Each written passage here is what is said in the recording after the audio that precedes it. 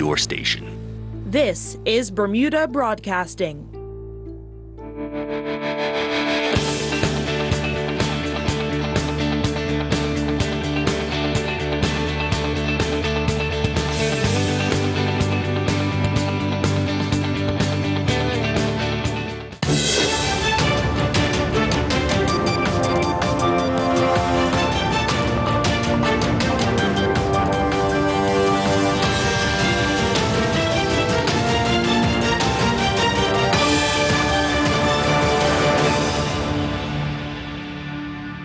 You're watching Bermuda Tonight. It's Monday, September the 10th, 2018. I'm Diane Brewer, and thank you for joining us tonight.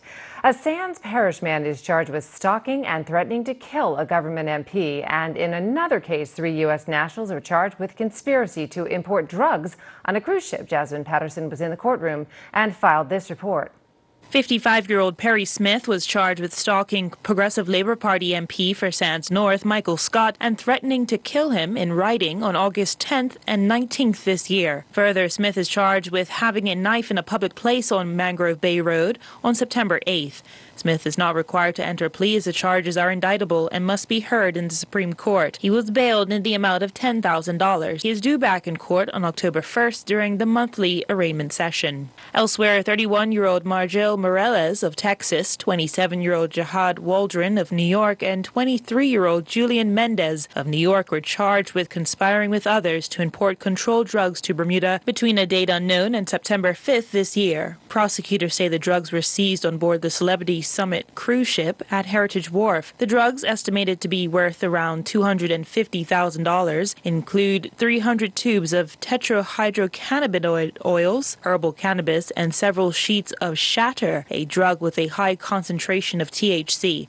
All 3 defendants are represented by Rick Woolridge. The defendants were not required to enter a plea as the charges must be heard in the Supreme Court. They were remanded to custody and are due to reappear during the October arraignment session. A 36-year-old Sands man was charged with sexually assaulting a woman on September 6th this year in Sands. He was also charged with trespassing a Sands residence with intent to sexually assault a person on the same date. The man, who cannot be named for legal reasons, was not required to enter a plea as the charge is indictable. Magistrate Tacumbo granted the defendant bail in the amount of $10,000 with a like surety, and the matter is set to be heard during the October 1st arraignment session. Jasmine Patterson reporting for Bermuda Broadcasting News. Thanks, Jasmine. Well, a new grading system for public schools as the new school year kicks off today. As Gary Moreno tells us, no longer will students be taking home A's, B's, or C's. The changes, we're told, are in keeping with the implementation of standards-based grading in the public school system, with the aim being to have all students taught the same standards and learning objectives for each course they take, no matter which school they attend.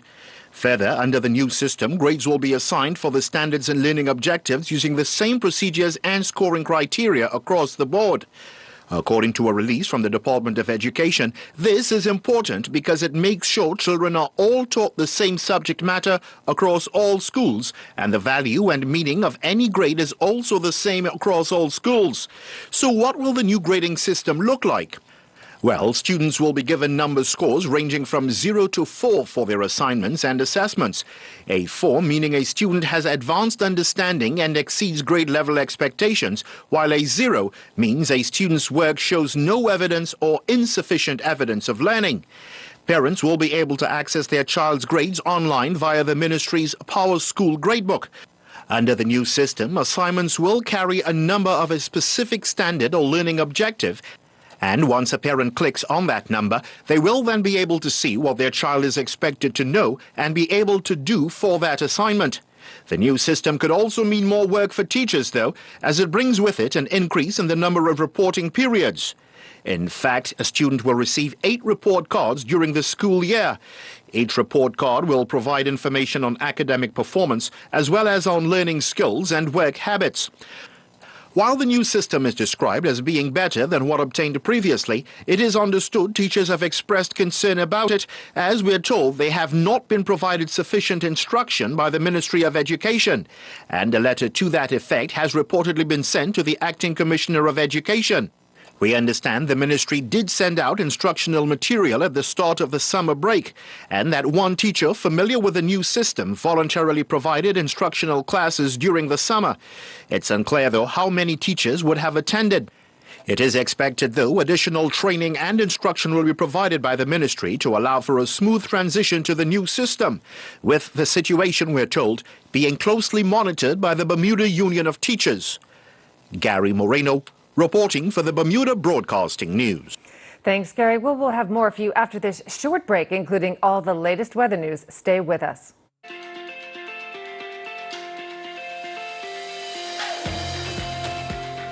We at Bermuda Transit Services want our visitors to remember actually delivering on what we stand by, and that's a Bermudaful ride. We want the experience that they have been offered to be generally Bermudaful, delivering on our promise of natural beauty, warmth, friendliness, and most of all, hospitality. One experience I had on tour, I had a very nice group, and I had one disabled gentleman. After helping him up into the bus, I noticed his vet tattoos. After the tour, we had a few minutes to spare, and we went up to Fort Scour. Once we got up there, I showed him the weaponry and cannons and whatnot. And basically, that opened him up to his passion and made his tour more memorable. Bermuda Transit Services decided to seek certification because we believe that in the industry, especially in the hospitality industry, there must be standards and also such principles like, for instance, welcoming, engaging. We want to believe in delivering, also in terms of accountability, because we believe that we must be accountable to our product, accountable to our customers, and accountable to Bermuda on a whole. I would 100% recommend this.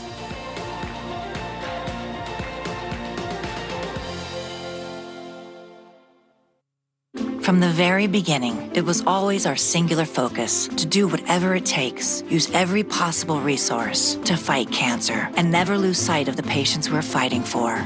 Our cancer treatment specialists share the same vision. Experts from all over the world working closely together to deliver truly personalized cancer care. And these are the specialists we're proud to call our own. Expert medicine works here. Learn more at cancercenter.com. Appointments available now. Welcome back. Well, the minister's apology is not good enough and he should resign. That's word out of the OBA headquarters tonight over Wayne Kane's scandal, which emerged last week. It started when the National Security Minister uploaded a video to social media of himself asking a female cashier in London if she had any, quote, titty milk. Premier David Byrd has since publicly reprimanded the minister, expressing his disapproval. However, opposition leader Jean Atherton telling Turai Tra today that's not good enough. For opposition leader Jean Atherton, the issue isn't the conduct of Wayne Kane's, but the conduct of a minister of the Bermuda government. A minister should be carrying himself in a certain way, and I believe that the actions, the statement was one thing, the rest of it were actions that I believed warranted some stronger action. And that's why I said in my statement that I believe that it was an opportunity perhaps to send a message that when you are minister representing Bermuda, there's a certain code of conduct that you need to carry out. You've urged the minister to resign, and so far there's no indication that he plans to. There are people out there who say, look, he has publicly apologized for making this remark, which they say was a joke, albeit in poor taste, and that this is not something he ought to resign over. There are more important things to be discussing. Why are they wrong? As I indicate, I believe that it wasn't just the remark, it was the distribution of the Instagram, etc. And this is reflecting the bigger concern, which is there appears to be not a clear understanding of the fact of how sexist these things are, not an understanding of how much these things reflect, if you will, a thinking that women don't count, that you can say things about women and therefore, it doesn't matter. And that's the point that I wanted to sort of make. I mean, you have people making videos. I have a video made of me in the house. Now, for what reason? Does that have anything to do with what I'm talking about or what has happened in terms of what I'm speaking? Mrs. Atherton believes the Wayne Kane's controversy plays into a larger problem in Bermuda, where she believes there is a lack of respect for women. Women represent more than 50% of this island. We have women here who should be more in the mainstream of the political process. They should be respected because they are the caregivers, they are the people, as I said before. The women are the ones that hold this country together. And what I was seeing is something that's reflective of what I've seen many times, where we're not treating our women with respect.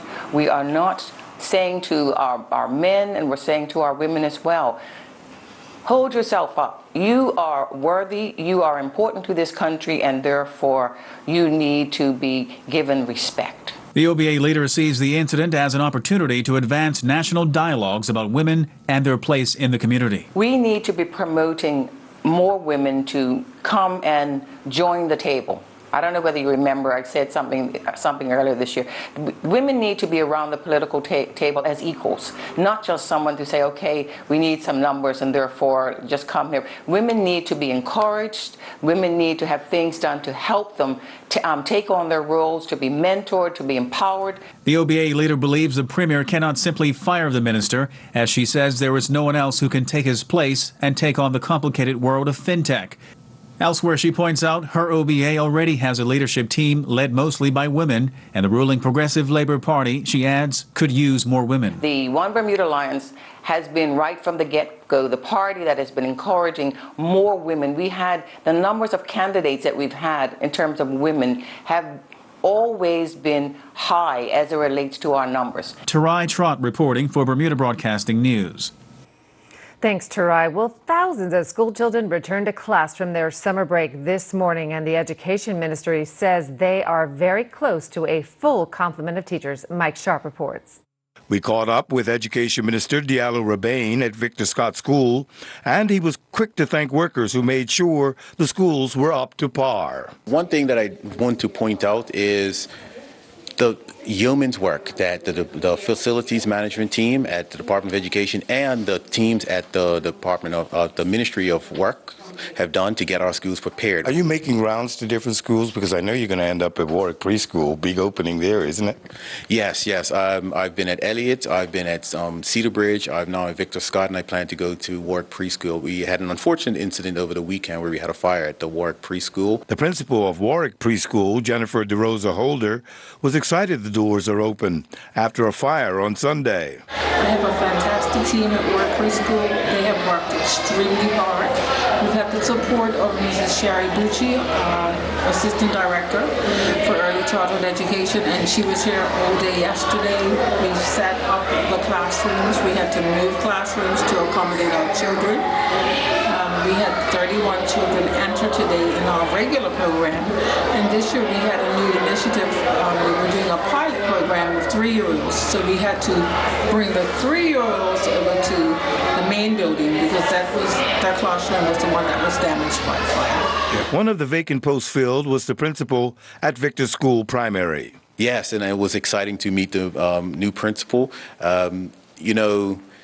We just need to ensure that we have the proper staff in place. And I know there was some uncertainty and there was some angst about how long it was taking to put the principal in place at this particular school. But I have every confidence in our HR department and that the things that they do and how they do it is being done to ensure that we have the best possible learning experience for our children. Ms. Kennelyn Smith is the newly appointed headmaster at Victor Scott.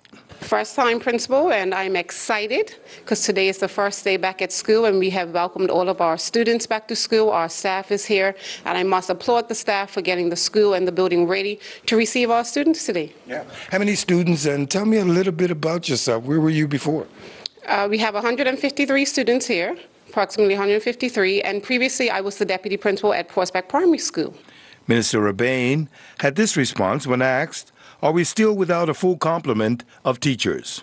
I got my report from HR just the end of last week, and we are pretty much at 100% at all schools. There's just a few bits and pieces of paperwork for some schools, and there's also some teachers are particularly hard to recruit, such as music teachers and the like. So those are probably the only areas where we're still looking to make sure people are in place. But all schools will have adequate staff to ensure that the children get what it is that they need to get. And I'm Mike Sharp with Bermuda Broadcasting News. Thanks, Mike. Turning to weather now, let's see how it looks outside right now from the camera on our broadcast tower. Still sunny and beautiful with just a few clouds in sight. Let's see what the rest of our work week holds from the experts at AccuWeather headquarters. AccuWeather is presented by BF&M Insurance Group.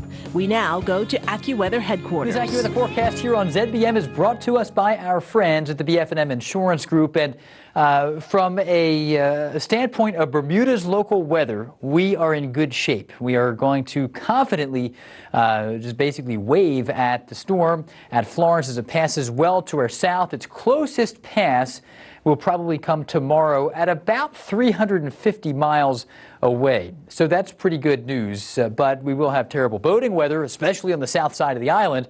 We also, here on the statistical peak of hurricane season, September 10th, today is literally it, we have 3 hurricanes in the Atlantic. We have Florence, we have Isaac, and we also have Helene. Helene's a fairly large storm, but that one has already crossed the far southern part, brushed the far southern part of the Cabo Verde Islands, and that will no longer be a threat to land. We'll keep an eye on Isaac, as that will threaten the Lesser Antilles, probably as either a tropical storm or a Category 1 storm later on. But the most relevant thing to our forecast is Florence, as it does pass to our south, and it's nice to be able to tell you that, as there was a time last week when we weren't all that sure. Early in the week to the middle of the week, we talked about the likelihood of this potentially passing nearby. So here's the way it has looked on the satellite. Very symmetrical storm. A pretty well-defined eye, very well-defined eye. Temperatures, by the way, locally are around 83 degrees. We're beginning to feel the impacts of the waves that are radiating out away from Florence, now 4 to 8 footers on the south side. Swimming weather over the next few days and boating weather, terrible to the south. Not that bad on the north sheltered side, as that'll be kind of on the more protected part of Bermuda. Winds generally light right now. There is a small craft warning through Wednesday night, especially with the southeast side of the island in mind. Northeast side, smaller waves.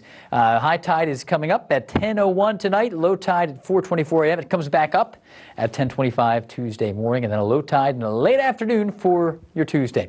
So tonight, partly cloudy, warm and humid. A couple of showers in a few spots later on, not directly tied to Florence. We'll be staying warm, though, 88 degrees. Water temp is up at 88, too. It'll be breezy out there tomorrow with Florence to the south and the Bermuda Azores high to the north. So that gradient is going to be dictating our wind. And here we are with Futurecast keeping this well to the south. So any concerns associated with Florence are exclusively for Bermuda, tied to boating and shipping interests and swimming weather to the south. Be aware of the rip current concerns if you're going to be out there in the water. Those issues are a little more easily managed because if you stay on land, you are in good shape. Jamaica, scattered showers, periods of showers into Trinidad and Tobago. And we have 3 hurricanes in the Atlantic at this point. Eastern parts of North America, a nice day in Toronto on Tuesday. Scattered showers. It's been excessively wet in parts of Pennsylvania and Virginia and so forth. Aside from a fleeting shower here or there, we're in pretty good shape. There will be some rain, though, on Friday into Saturday. Back to you. AccuWeather was presented by BF&M Insurance Group.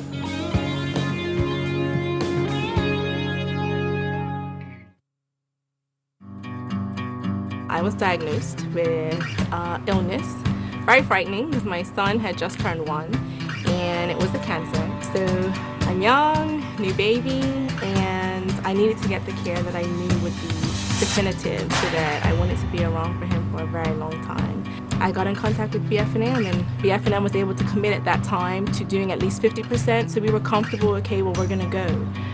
We got off the plane, actually, the day of the procedure, and on my way to the limo, my case manager called and she says, Kiana, we got it, you're covered at 100%. And I cried all the way to the office because I was just so happy. The BF&M difference is that I really felt that the case manager really was concerned about my overall care. And because of that, I really appreciated them. I think that personal care, that willingness to listen, And then to work until they were able to get it so that I could get full coverage really made the difference for me. This is Jane. Jane has been living independently until her recent fall. Because of the injury she sustained, her mobility is now limited. Jane chose Bermuda In-Home Care to assist her with her activities of daily living. The caregivers at Bermuda In-Home Care are trained to care for individuals with limited mobility. They incorporate exercise and activities into Jane's care plan given by her doctor and physiotherapist. The caregiver helps the family select the right medical equipment from Lighthouse Medical Supplies. Lighthouse Medical Supplies have certified durable medical equipment specialists available to help. Falls are the #1 cause of injury in older adults. Falls lead to head injuries and hip fractures. Fall prevention is critical.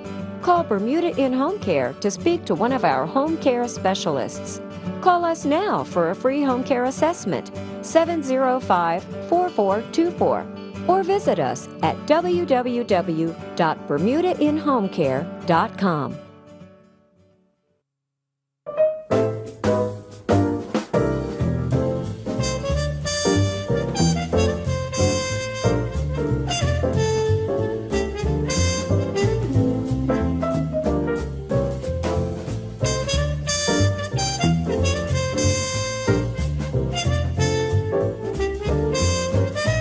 New Toyota Rush, Bermuda's biggest SUV with 7 seats. There's always plenty of room. Available at Bermuda Motors.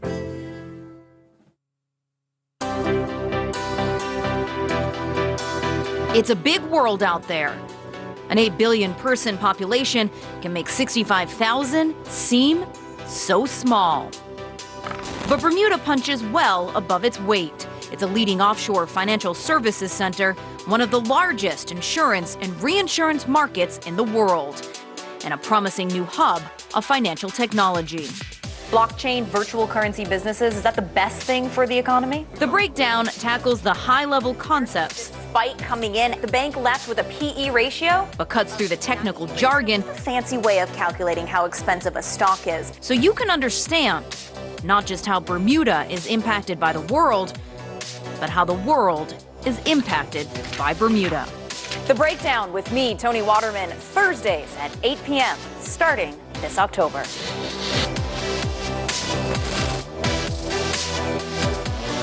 Welcome back. Well, Premier David Byrd is back home and gave special advice to S3 Berkeleyites on college preparations and career choices.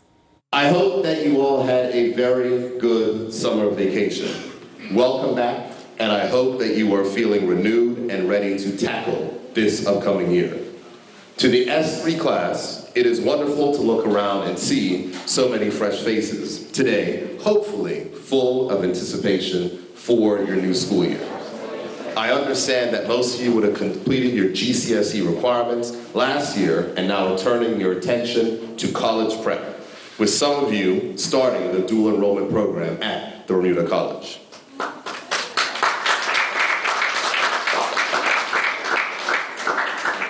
A lot will be expected of you this year.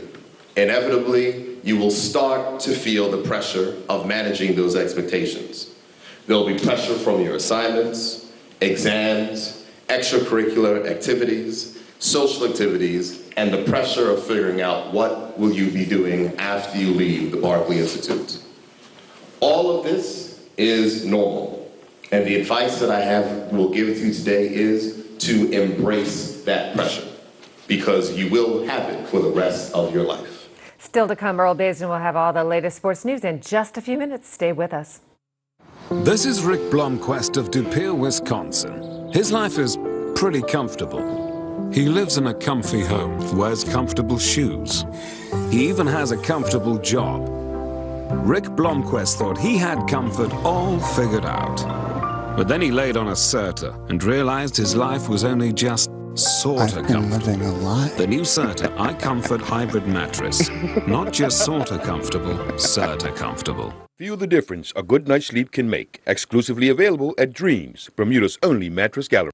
Bermuda. Join us at the Snorkel Park Beach and Bermuda's favorite old school DJs for a fun night of dancing under the stars to the best of old school R&B, house, soul, reggae, soca, calypso, pop, hip-hop, and more. It's Solid Gold Saturdays. The grown-up party, the big people party, dressed smart and sexy with a spectacular DJ lineup. It's Mikey B, Malcolm Lethal Weapon Smith, DJ Iceman, Marky T, Juggling Jason, and yours truly, the Matrix Ninja Cutty. I will be there with special live performances by reggae sensation Mox. Gate open 8 p.m. Admission is free before 10. $10 after. So get there early. Snorkel Park Beach, Solid Gold Saturdays. DJ lineup for September the 15th. Juggling J, Mikey B, Malcolm Lethal Weapon Smith, and Iceman. See you there. Now our Earl Baisden has tonight's sports report. Bermuda's men's national football team went down 3-1 to Aruba in their CONCACAF Nations Cup opener in Curacao last evening. Aruba would take the lead in the 7th minute, and that lead would be doubled 4 minutes later. Jonte Smith would pull a goal back for Bermuda in the 21st minute as the teams went to the break with the score remaining 2-1. Only one goal was scored in the second half, and it came in the 50th minute from Aruba. Bermuda's trio of Jarrett Dillis, Walker Campbell, and Micah Ming concluded competing in Ireland as the 2018 Men's World Amateur Golf Team Championships came to an end. The Bermuda team would finish 50th overall.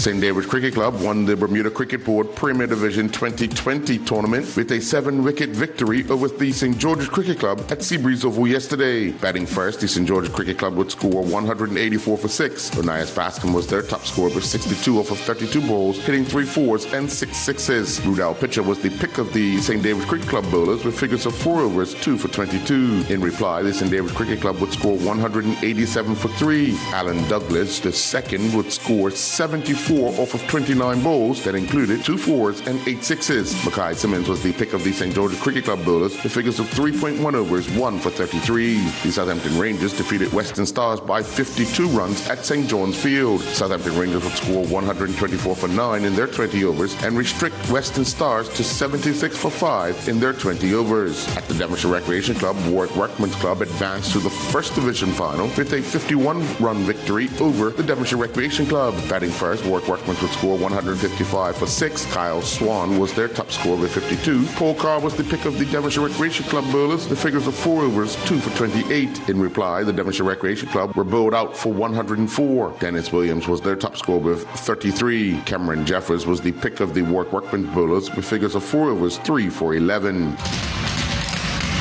In football action, the Bermuda Football Association's First Division League season got underway yesterday. Young Man Social Club defeated St. David's 3-2 at the National Sports Center. That's all from the news team. For the moment, I'm Diane Brewer. Thanks for sharing your Monday evening with us, everyone. Good night.